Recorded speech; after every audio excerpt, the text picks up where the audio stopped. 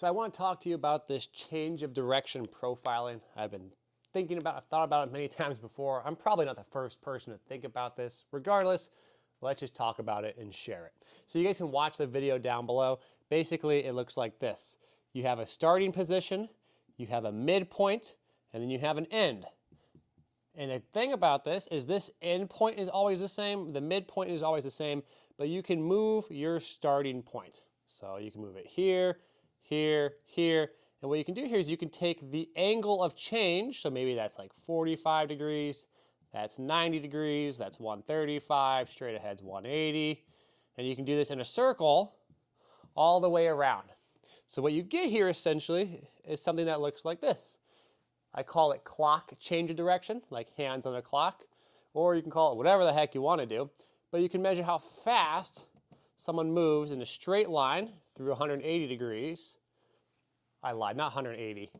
That technically is 0 degree of change. And then the change is relative per modification starting point. So now we go here and we say that's a 45 degree change. I'm going to run in and then I'll go through and we're going to measure how fast I move. So essentially what we have here, you can plot this. You have speed on your Y, you have change on your X.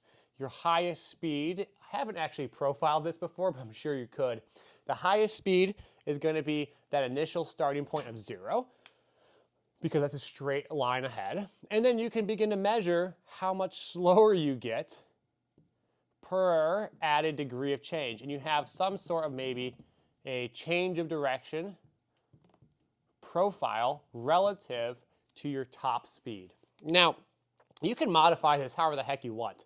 All you need to do is make sure that your end point is basically, you can actually be as creative as you want. I was going to say some limitations, but you can be more creative than what I'm saying. As long as you have some standardization and consistency. For example, maybe you want more than 5 yards into your starting point. You want this to be 10 yards or 15 yards.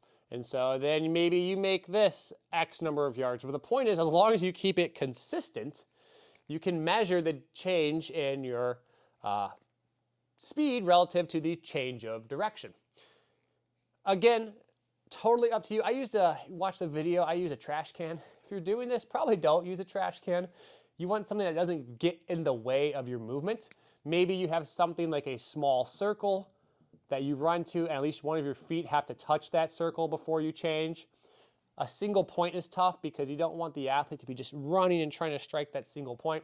And what you can do here, if you want to get even cooler about this, is you can put starting gates.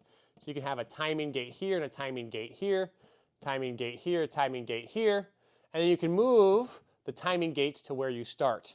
So what happens is when you throw that, the tennis ball in my example, but you go and run, you're moving your timing gates to where you start, and then you can have like these different directions here. Like that's one of the ones you saw in my video. That's like the 270 degree change or whatever. And you can begin to measure the speed at which you drop off at a given pace. Now, why is this important? Because in theory, we could have some sort of a top speed and then a relative decrement and change of direction.